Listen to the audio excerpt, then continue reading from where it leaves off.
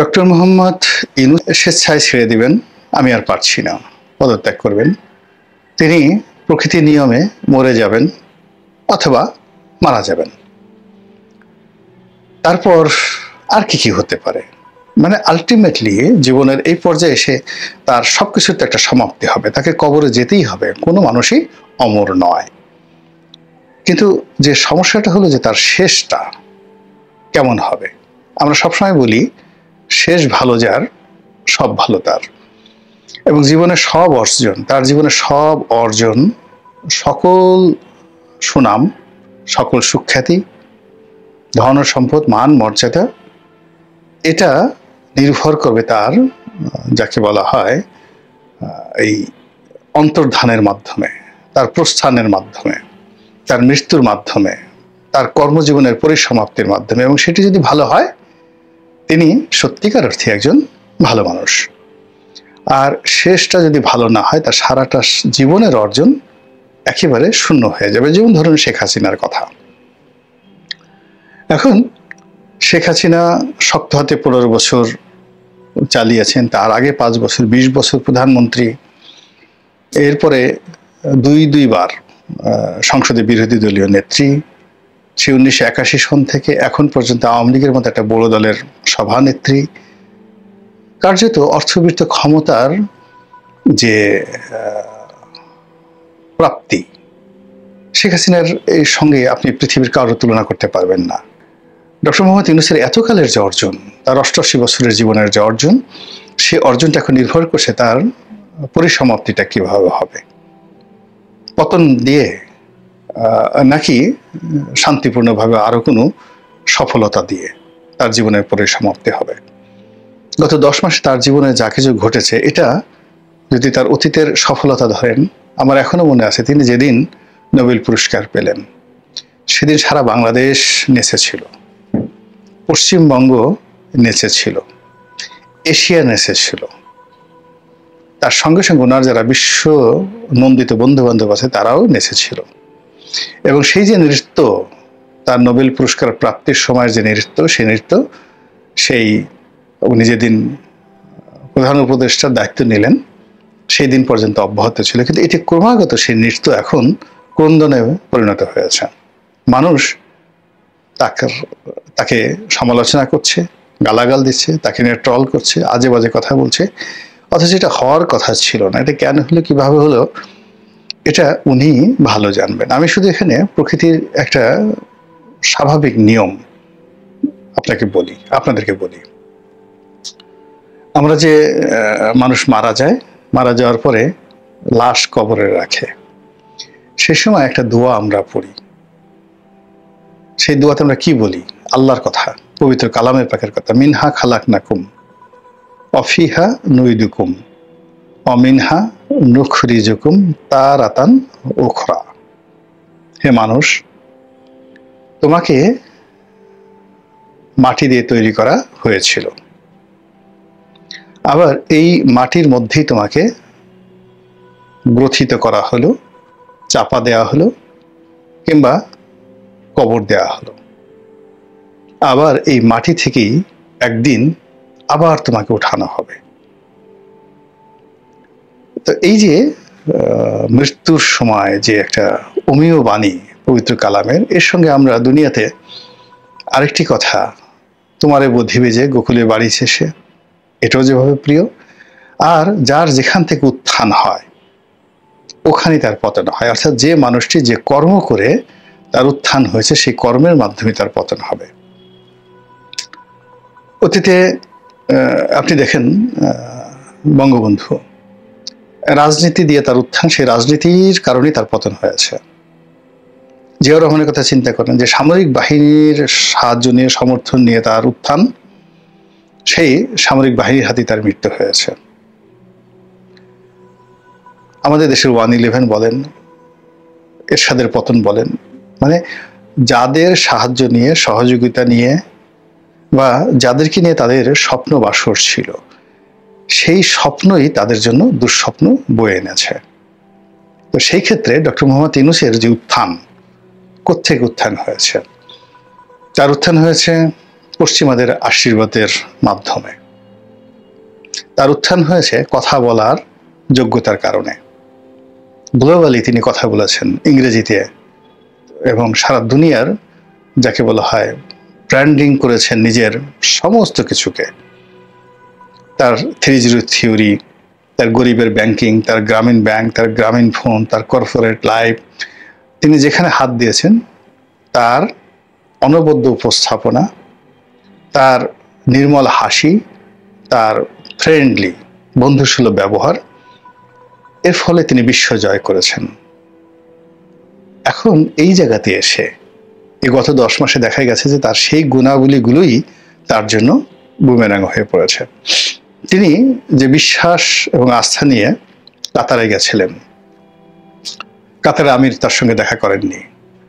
যে বিশ্বাস এবং আস্থা নিয়ে তিনি জাপান গিয়েছিলেন, কোনো ফলাফল হয়নি। তিনি যে বিশ্বাস এবং আস্থা নিয়ে ইংল্যান্ডে গিয়েছিলেন, কিচ্ছু হয়নি। অথচ এই আন্তর্জাতিক বিদেশের মাটিতে তিনি সবসময় যেবারই গেছেন অর্জন করে নিয়ে এসেছেন, অনেক কিছু অর্জন করে নিয়ে এসেছেন প্রদর্শন করার মতো। কিন্তু এই গত 10 মাসে সবকিছু তার জন্য বুমেরাং হয়েছে। এই গেল এক। 2 নম্বর হলো পশ্চিমাদের যে আকুণ্ঠ সমর্থন, সহযোগিতা, তাদের যে অ্যাডভার্টাইজমেন্ট, এইগুলোর কারণে ডক্টর মোহাম্মদ ইউনূস মানুষ থেকে মহামানবে পরিণত হয়েছে এবং তিনি আজীবন মানুষকে স্বপ্ন দেখিয়েছেন। তার গ্রামীণ ব্যাংক স্বপ্ন দেখিয়েছে, তার প্রতিটি প্রতিষ্ঠান, তিনি গ্রামীণ ফোন করেছেন, ওখানে চাকরি করাটাও একটা স্বপ্নের বিষয় ছিল। তো এই যে স্বপ্ন, তিনি মানুষকে স্বপ্ন দেখিয়েছেন এবং স্বপ্নের ফেরিওয়ালা রূপে, আপনি ধরুন লিও টলস্টয় গল্প লিখে বা নাটক লিখে, আপনি Bernard Shaw, William Shakespeare, Rabindranath Tagore, Bankim, আমাদের বাংলা সাহিত্যে হুমায়ুন আহমেদ, মানে তাদের সার্থকতা কি? অসংখ্য মিথ্যা কথা বলে, মিথ্যা কাহিনী সুন্দরভাবে লিখে মানুষকে একটা স্বপ্ন উপহার দিয়েছেন। নজরুল কি করেছেন? তিনি প্রিয়তমাকে প্রেম নিবেদন করেছেন। তো কি করবেন? তিনি জ্যোৎস্নার আলো নিয়ে আসবেন, জ্যোৎস্নার আলো নিয়ে আসবেন চাঁদ থেকে। তারপরে আকাশের রংধনু থেকে তিনি আলতা রং নিয়ে আসবেন, এনে প্রেমিকাকে সাজাবেন।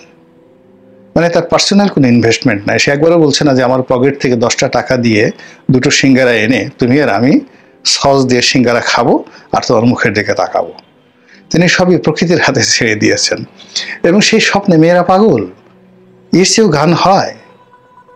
তো এরকম মানুষ স্বপ্ন দেখে পছন্দ করে, মানুষ মিথ্যা কথা শুনতে পছন্দ করে, গল্প শুনতে পছন্দ করে। আপনি রিয়েলিটি বলেন, আপনাকে যদি বলা হয় যে আপনার সারা শরীরে ক্রিয়াগুলো, পোকাগুলো কিরমির কিরমির করছে, মাইক্রোস্কোপ দিয়ে যদি আপনি দেখেন, তো আপনার মুখে অসংখ্য জীবাণু, ময়লা যদি আপনি মাইক্রোস্কোপ লাগান, তারপরে শেষে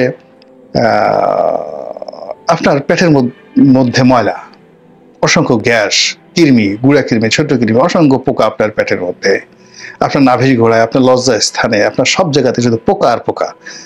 এই যে রিয়েলিটি, আপনাকে যদি কেউ বলে, আপনি বলবেন এই হারামজাদাকে ধর, একে পিটমোড়া করে ভালো করে বাঁধ, তারপরে ওকে মানে এক জোয়ার এক ভাটা আচ্ছা মতোকে পিটুনি দে, আমি দেখি এবং শান্তি পাবো। আমাকে এই কথাগুলো বললো, অথচ সে কিন্তু সত্য বলেছে। কিন্তু একটা লোক যদি আপনাকে মিথ্যা কথা বলে, জনাব আপনি হলেন এ যুগের প্রমিথিউস, দেবতা প্রমিথিউস, আপনার মুখমণ্ডলে চন্দ্রের আভা, আপনার যে চরিত্র ফেরেশতাদের মতো পবিত্র, ফেরেশতাদের কিন্তু কোনো ক্যারেক্টারই নাই, চরিত্রই নাই, কিন্তু আপনাকে বলা হলো আপনার চরিত্র ফেরেশতাদের মতো পবিত্র, আপনি এত সুন্দর, আপনাকে দেখলে পাপ ক্ষয় হয়। পুরোটাই মিথ্যা কথা, তেল ভরলেও যা হবে। কিন্তু এগুলো শুনলে আপনার মন ভালো হয়ে যাবে, আপনি তাড়াতাড়ি বলবেন এই একে ধরে নিয়ে আয়, ছানা খাওয়া, মাখন খাওয়া, পোলাও খাওয়া, কোরমা খাওয়া। তো এইরকম কথার ফেরিওয়ালা, স্বপ্নের ফেরিওয়ালা যারা, তারা সবসময় মানুষ দ্বারা নন্দিত হন, মানুষ তাদেরকে ভালোবাসে। কিন্তু এই মানুষগুলো যখন রিয়েলিটিতে চলে আসেন, তখন তার সেই স্বপ্নের ফেরি করা এবং রিয়েলিটির মধ্যে বিশাল যে সমস্যা, এটা ডক্টর মোহাম্মদ ইউনূসের এই জীবনে আমরা হাড়ে হাড়ে টের পাচ্ছি। ফলে তিনি গত কয় মাসে রাষ্ট্র ক্ষমতায় বসে যে সকল স্বপ্ন দেখানোর চেষ্টা করেছেন, কথা বলেছেন, সবগুলো তার জন্য বুমেরাং হয়ে গেছে এবং তার পতনের কারণ হয়ে গেছে। 3 নম্বর হলো কি, তিনি তার যে ক্ষমতায় আসার মৌল ভিত্তি, এই মৌল ভিত্তিকে তিনি অ্যাসার্টেন করতে পারেননি এখন পর্যন্ত। তিনি যদি বলতেন যে মহান আল্লাহ রাব্বুল আলামিন দয়া করে আমাকে রাষ্ট্র ক্ষমতায় বসেছেন, আমি সারা জীবনে যে ভুল করেছি, অন্যায় করেছি, পাপ করেছি, আমি এই আল্লাহর নিয়ামতের জন্য আনন্দ চিত্তে, সন্তুষ্ট চিত্তে আমি তওবা করছি, প্রকাশ আস্তাগফিরুল্লাহ রাব্বিহিম মিন কুল্লি যামবি ওয়া তুবু ইলাইহি লা হাওলা ওয়া লা কুওয়াতা ইল্লা বিল্লাহিল আলিয়্যিল আযীম। এক। দুই নম্বর হলো যে আমি সেকুলার রাজনীতি করেছি, সেকুলার জীবনযাপন করেছি, ধর্মকর্ম কখনো বিশ্বাসও করিনি, পালনও করিনি। তো আমি এই যে আল্লাহর নিয়ামত, এই আল্লাহ যে অসম্ভব, যেখানে আমি জেল জীবনের সংখ্যায় অতিষ্ঠ ছিলাম, আমি প্রতি মুহূর্তে মনে হতো যে এর চেয়ে মরে যাওয়া ভালো। সেই আমাকে রাষ্ট্র ক্ষমতা যে আল্লাহ বসিয়েছেন, আমি বিশ্বাস করলাম যে পৃথিবীতে আল্লাহ আছে। তো তিনি, তার জায়গায় যদি আমি হতাম, আমি বলতাম যে সব কাজ বাদ, আমি আমার নিজস্ব হালাল উপার্জন দিয়ে আমি একটু উমরা করে আসবো, কাবা শরীফ তাওয়াফ করবো, আল্লাহ রাসূল মুহাম্মদ রাসূলুল্লাহ সাল্লাল্লাহু আলাইহি ওয়াসাল্লামের রওজা মোবারকে একটা সালাম জানিয়ে আসবো। আমি এই কাজ করতাম। উনি সেটা করেননি। তিনি আসমানের মালিককে ভুলে গেছেন, রাসূল পাক সাল্লাল্লাহু আলাইহি ওয়াসাল্লামকে ভুলে গেছেন, কোরআনকে ভুলে গেছেন। অথচ যারা কোরআনের জিকির করে তাদেরকে তিনি ইনস্ট্রুমেন্ট হিসেবে ব্যবহার করেছেন, না যে ইনস্ট্রুমেন্ট, নট অ্যাজ যে হৃদয় থেকে যে না এরা দিনী ভাই, এরা সত্যি কথা আমাদের জন্য অনেক কিছু করতে পারে। তিনি সেই কাজটি করেননি। তিনি যে কাজটি করেছেন সেটা বলতে গেলে শিরক। তিনি বলেছেন এই ছাত্ররা আমাকে ক্ষমতায় বসিয়েছে। আরে বাবা, ছাত্ররা আপনাকে কিভাবে ক্ষমতায় বসাবে? যে ছাত্রদের কাপড় চোপড় ঠিক নাই, মেস ভাড়া দিতে পারে না, বাড়িতে যাদের ঘরে চাল নাই, ডাল নাই, এই গরিব মানুষের সন্তান, ওদের জীবন নিয়ে টানাটানি, ওরা আপনাকে কি করে রাষ্ট্র ক্ষমতায় বসাবে? রাষ্ট্র ক্ষমতায় বসিয়েছে আপনাকে আল্লাহ। আপনি আল্লাহর সে জায়গায় আল্লাহকে স্বীকার না করে আপনি বলছেন এই যে বিপ্লবীরা, ছাত্ররা আমাকে ক্ষমতায় বসিয়েছে, আমি এই ছাত্রদেরকে আমার নিয়োগকর্তা মনে করি। এটা সরাসরি শিরক। এই কথা কেউ বলে না, বলা উচিত নয়। আপনার কথা হবে আলহামদুলিল্লাহ, আল্লাহ সকল প্রশংসার মালিক, আর তিনি সাহায্যকারী শক্তি রূপে আল্লাহ এই ছেলে মেয়েদেরকে যেটাকে বলা হয় সুলতানা নাসিরা, সাহায্যকারী শক্তি রূপে এদেরকে পাঠিয়েছেন। এরা আল্লাহর হুকুমে যে কাজগুলো করেছে, এদের এই সাহস আসার কথা না, এরা আল্লাহর হুকুমে সাহস পেয়েছেন। আর এরা দুনিয়ার এত মানুষ রেখে আমাকে পছন্দ করেছে। আল্লাহর দরবারে শুকরিয়া, এবং আমি এদের প্রতি কৃতজ্ঞ। I am grateful. এবং তাদের এই অবদানের জন্য আমার পক্ষ থেকে তাদেরকে যতটুকু প্রতিদান দেওয়া সম্ভব আই উইল ডু। এটা হলো তার বয়সের জন্য একটা সত্যিকার অন্তঃস্থল থেকে কথা। কিন্তু সেটা না করে তিনি বললেন কি এরা আমাদের নিয়োগকর্তা। ফলে কি হলো দেখুন, তার এই যে শুরুটা, ছাত্ররা তাকে নিয়োগ দিয়েছে, এই ছাত্ররা এখন তার বিরুদ্ধে চলে গেছে বিরাট অংশ। তিনি এখন কোন without guard, without military, without SSF ছাড়া তিনি নর্থ সাউথ বিশ্ববিদ্যালয়ে কোনো কনভোকেশনে যেতে পারবেন না, ব্রাক ইউনিভার্সিটিতে যেতে পারবেন না, ইস্ট ওয়েস্ট ইউনিভার্সিটিতে যেতে পারবেন না। সমস্ত প্রাইভেট ইউনিভার্সিটিগুলো রেগে মেখে তেলে বেগুনে জ্বলে ছারখার। তিনি এখন ঢাকা বিশ্ববিদ্যালয়ের রাজু ভাস্কর্যের সামনে আসতে পারবেন না একা একা। অথচ তিনি যদি আগস্ট মাসের 6 তারিখে 2024 সালে ঢাকা বিশ্ববিদ্যালয়ে আসতেন, বসন্ত শুরু হয়ে যেত প্রকৃতিতে। এখন এটাই তার জন্য বুমেরাং হয়ে গেছে। ফলে কি হলো, আগামীতে তার যদি পতন হয়, তাহলে প্রথম উপসর্গ হিসেবে এই ছাত্র এবং জনতা যাদেরকে তিনি নিয়োগকর্তা বলেছেন, তারাই তাকে পতনের জন্য টানা হেঁচড়া শুরু করে দেবে। দ্বিতীয়ত, তিনি যাদেরকে বন্ধু হিসেবে নির্বাচন করেছেন, তারা তার পিছনে লাগবে। আলটিমেটলি অনেকে লেগে গেছে এবং আগামীতে আরো লাগবে। এবং সবার শেষে তিনি যাদেরকে শত্রু বানিয়েছেন এবং যাদের সঙ্গে অভিনয় করেছেন, মনে একটা বাইরে একটা, এই মানুষগুলো সব একত্র হয়ে যখন তার বিরুদ্ধে আওয়াজ তুলবেন, তখন হয়তো তার কাছে মনে হবে যে না, এর চাইতে আগেই ভালো ছিলাম, বিদেশে যেতাম, আসতাম, মাঝে মধ্যে কোর্টে হাজিরা দিতাম। শেখ হাসিনা গালাগাল করতো, আর সারা দেশের মানুষ, 18 কোটি মানুষ প্রশংসা করতো। এমনকি আওয়ামী লীগের লোকজনও প্রশংসা করতো, কিন্তু শেখ হাসিনা গালাগালি করতো, ওটাই ভালো ছিল।